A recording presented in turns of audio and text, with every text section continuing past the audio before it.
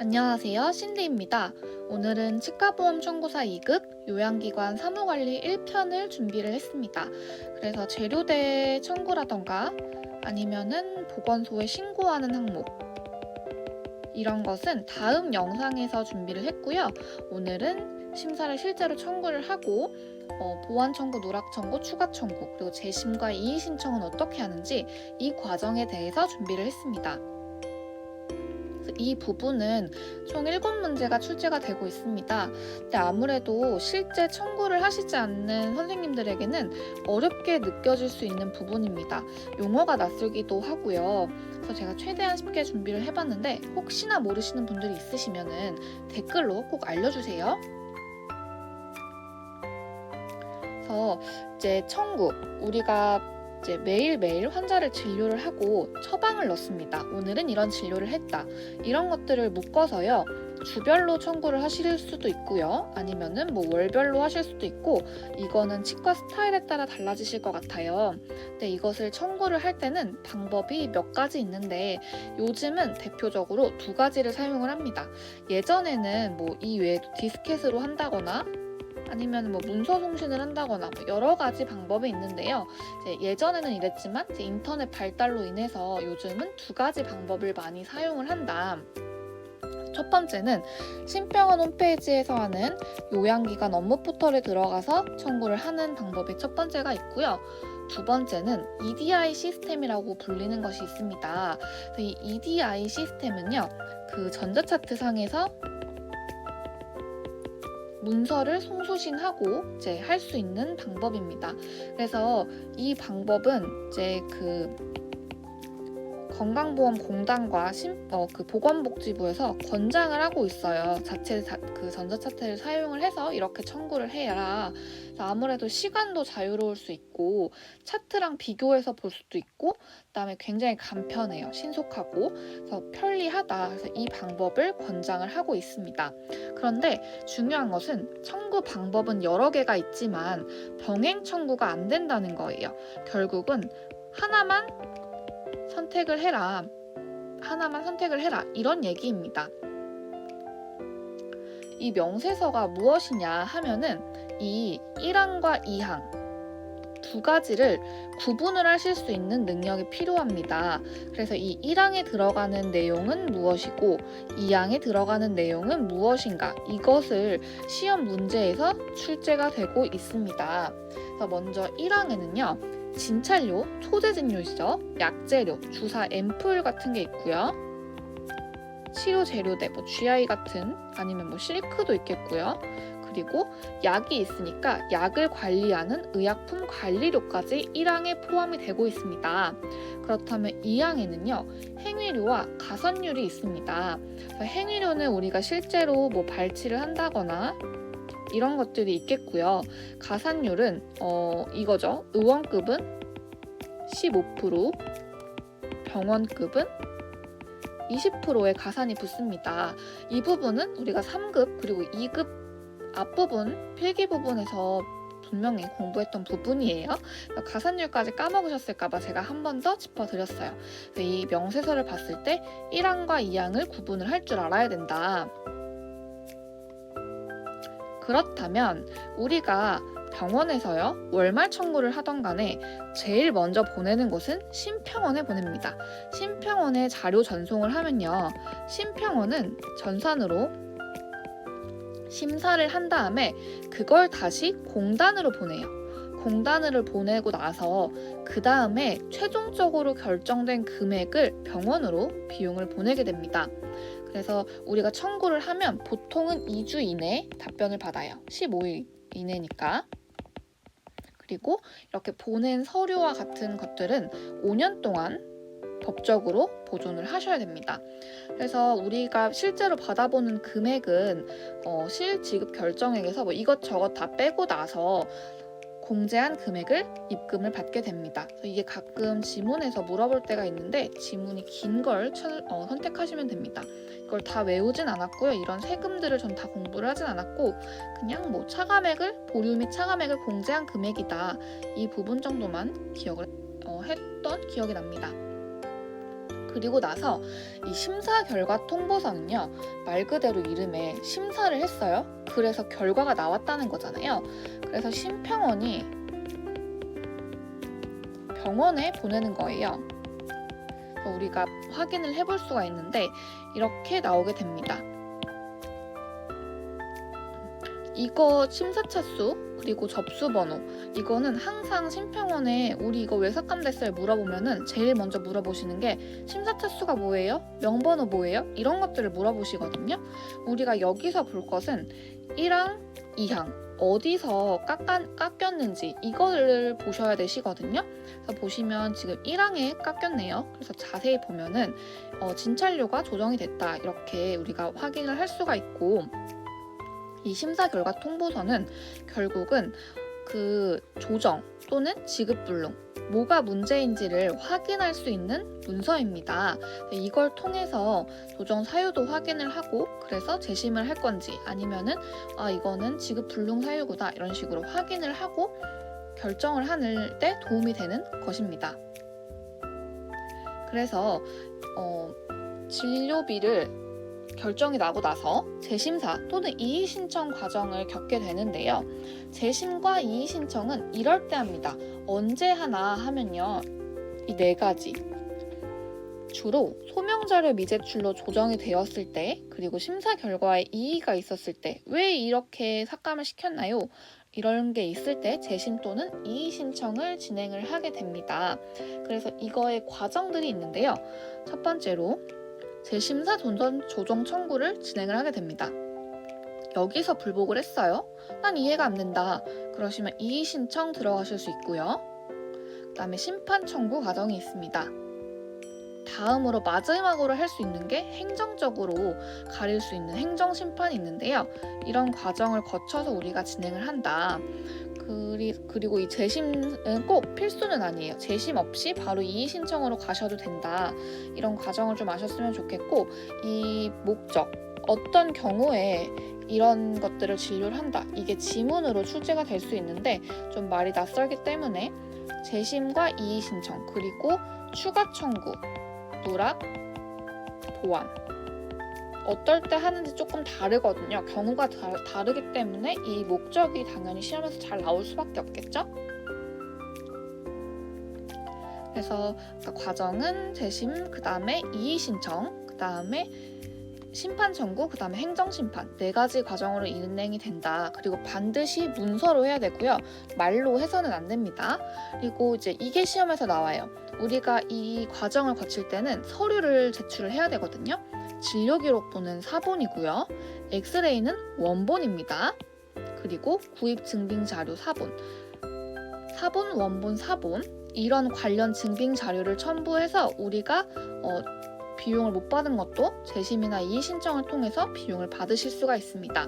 그리고 알고 계셔야 될 게 그 환자가 똑같더라도요. 접수 번호나 묶음 번호, 심사차 수가 다르면 당연히 각각 작성을 하셔야 됩니다. 그리고 뭐 단순 기재착오라던가 이런 게 있으면은 그 통보하고 나서 2일 이내에요. 2일 이내에 홈페이지 접속해가지고 간단한 오류는 수정할 수 있다. 그래서 재심사 조정 청구에 대해서 조금 더 자세히 공부를 해볼게요. 먼저 심평원이 우리 병원에 보내는 심사 결과 통보서가 있습니다. 심사 결과 통보서를 받고 나서는 우리는 90일 이내에 재심사 조정 청구를 해야 되고요. 재심을 하고 나서 심평원은 30일 이내에 병원, 요양기관이 병원이라는 뜻이죠. 병원에 답변을 주셔야 됩니다. 그리고 나서 이의가 있으면 이의 신청을 가야 돼요. 근데 재심사 조정 청구의 다음 단계가 이의 신청이잖아요. 재심 없이 바로 이의 신청으로 가도 된다고 말씀드렸고, 이의 신청은 기간이 좀 다릅니다. 심사 결과 통보서를 받고 90일 이내, 3개월 이내에 청구를 하셔야 되시고, 이의 신청은 심평원에서 우리에게 60일 이내에 답변을 하게 되어 있습니다. 이 기간이 조금 다른데요. 재심사는 1차 심사잖아요. 그래서 30일 이내 빠른 답변이 가능하지만 이의 신청은 2차 심사예요. 두 번째 과정이기 때문에 조금 더 심사숙고해서 결정을 내리게 됩니다. 그래서 2배인 60일 이내에 답변을 준다. 아까 재심 다음에 이의 신청, 이 과정을 알고 나면은 왜 재심은 30일 이내에 답변이 오고 이의 신청은 60일 이내에 답변이 오는지 외우지 않아도 자동적으로 이제 연관을 지어서 공부가 되실 것 같습니다. 그 다음에 나오는 게 보완, 추가, 누락 청구입니다. 이제 각각의 정의를 물어보는 문제가 시험에서 꼭 나와요. 그래서 어떤 게 보완 청구냐, 어떤 게 추가 청구냐, 어떤 게 누락 청구냐 구분을 하실 수가 있으셔야 돼요. 먼저 보완 청구는요, 지급 불능 처리가 돼서 진료비가 안 나오는 거예요. 그래서 불능 사유 내역을 보완을 해서 다시 청구를 하는 건데, 보완 청구, 지급불능, 비읍 이렇게 저는 공부를 했어요. 그래서 예시를 공부하시면 좋을 것 같아요. 어떨 때 지급불능이 되는가? 지급불능의 사유로는 뭐 사람이 개명을 했다거나 상병명을 빠뜨렸거나 아니면은 급여 제한자라던가 정지가 되었다거나 틀리 부위를 잘못 신청한 경우에도 보완 청구를 하게 되고 있습니다. 그리고 추가 청구는요, 진료 내역에 일부가 누락된 경우예요. 그래서 누락된 부분만 추가적으로 넣는 건데요.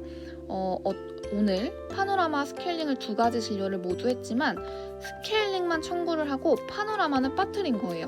그러면 파노라마만 추가적으로 청구를 한다. 그래서 추가고요. 누락은 몽땅 다 빠뜨린 거예요. 그래서 진료 내역 전체를 누락시켰다. 그래서 누락 청구입니다. 보완 청구는 지급불능 좀 외우기 좋은데 이 추가와 누락을 헷갈리실 수 있거든요. 그래서 추가는 일부만 추가한다. 누락은 몽땅 누락했다. 이렇게 생각하시면 좋을 것 같아요. 그래서 특정 일에 진료 전체를 누락해서 그 일자를 다 보내는 것을 누락 청구라고 합니다. 보완 청구, 추가 청구, 누락 청구 같은 경우는 심사 결과 통보서를 받고 3년 이내면 가능해요. 그래서 한 번씩 실장님들이 3년치 자료 긁어서 보내는 게 외출에 도움이 되기는 방법이기도 합니다. 그래서 이제 왜 조정이 됐는지 사유를 알고 계셔야 돼요. 이게 시험 문제에서 진짜 잘 나오거든요. 근데 조금 어렵습니다. 그래서 대표적으로 알고 있는 게 바로 이 B코드, F코드, R코드 3가지이실 거예요. 반드시 예시랑 이해를 하셔야 되는데 제일 쉬운 게 F코드죠. 재료대에 누락했을 경우. R코드는 진료 장비를 미신고했을 때. 그래서 의료 장비 무엇을 신고해야 되나 이거는 다음 시간에 배울 것이고요. F와 R코드는 반드시 공부를 하셔야 되시고, 대부분 우리가 실수를 하고 심사 결과 통보서에서 나오는 코드는 B코드입니다. 그래서 산정 기준을 적용을 잘못했을 때 이 B코드를 받게 됩니다. 그래서 특히 상병명이 틀렸거나 아니면은 횟수가 초과했다거나 아니면은 치석 제거를 등록하지 않거나 실제 시행 날짜와 그 등록 날짜가 다르거나 이럴 경우에는 B코드로 조정이 됩니다. 그리고 많이 나오는 것 중에 하나가 A코드인데요. A코드는 금액 오류예요. 그래가지고 대표적으로 수가 적용을 잘못 적용을 했을 때 A코드를 받게 되고요. 그 다음에 또 많이 나오는 것 중에 하나가 G코드입니다. G코드 같은 경우는 중복 청구예요. 그래서 발수를 2번 넣을 수도 있고 틀리 단계를 2번 넣을 수도 있겠죠? 그리고 나서 가끔 나오는 게 S코드예요. S코드는 의약품인데요. 헥사메딘은 이제 그 보험료로 청구할 수 있는 게 하루에 100ml예요. 근데 이거를 큰 용량으로 청구를 했을 때 우리는 S코드를 받게 됩니다. 그건 심사 조정 코드이고요. 다음은 반송, 심사 불능 코드입니다. 심사 불능 코드 같은 경우는 이렇게 숫자로 나타나게 돼요. 그래서 이게 자세한 거는 책에서 더 많은 내용들이 있지만 기억해 주셔야 될 게 10번, 42번, 91번이 있습니다. 10번은 틀리 등록번호를 누락했을 경우가 있고요. 그리고 42번 같은 경우에는 대표적으로 의사가 없는데 진료비가 청구가 되었을 때가 있고요. 그래서 저는 이걸 어떻게 외웠냐면 이사 갔어. 이렇게 숫자를 42를 못 외워가지고 그냥 24 숫자만 기억할 수 있도록 공부했었는데 오히려 이게 더 어려우실 것 같기도 하고요. 이건 저만의 방법이라 혹시 더 쉽게 공부할 수 있는 방법이 있으시면 공유 좀 해주세요. 그리고 91번 같은 경우에는요, 환자와 관련된 그 내용들이 많습니다. 그래서 주민번호가 다르거나 아니면 자격이 좀 다르다 이럴 경우에는 91번 코드를 배우게 됩니다. 받게 됩니다. 저는 심사 불능 코드는 사실 시험에서 나온 걸 몇 번 못 봤어요. 근데 이거보다는 요 앞쪽에 있는 심사 조정 코드 이거는 나오거든요. 이게 B 코드다, F 코드다, R 코드다 나오는 게 많이 봤기 때문에 조정 코드는 진짜 반드시 B, F, R 요 세 가지는 꼭 공부해 주셨으면 좋겠어요. 그래서 여기서는 어떻게 나오냐? 1항, 2항 뭐가 있냐? 그래서 정리를 해볼게요. 아까 1항에서는 뭐가 있었죠? 소재준료, 진찰료 있었고요. 그 다음에 약재료, 재료대 재료대 있었고, 그 다음에 의약품 관리료. 이거 구분하는 문제 반드시 나와요. 1항에 포함되지 않는 것은 뭐 이런 식으로 나오겠죠? 2항은 행위료, 그 다음에 가산율. 이렇게 포함되는 것을 구분을 하실 줄 아셔야 됩니다. 그리고 재심과 이의신청 기간에 대해서 나오는데요. 재심과 이의신청은 우리가 소명자료를 미제출했을 때 재심과 이의신청을 할 수 있다. 그리고 심사 결과 통보서를 받게 된다.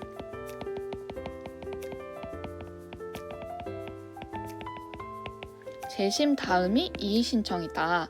그래서 90일 이내로 청구를 해야 되고, 재심은 30일, 이의신청은 60일 이내 답변을 받는다. 숫자만 한번 적어봤어요. 그리고 나서 보완 청구, 누락 청구, 추가 청구 이거 진짜 중요해요. 안 나온 걸 제가 본 적이 없던 것 같아요. 그래서 어떤 게 보완 청구이고, 보완 청구는 지급 불능, 누락은 몽땅, 추가는 일부를 빠뜨려서 추가했다. 이거를 좀 공부해 주셨으면 좋겠어요. 그래서 오늘은 여기까지 준비를 했고요. 다음 이 시간에는 장비 신고 그리고 재료대 청구 나머지 부분과 함께 공부해요. 안녕.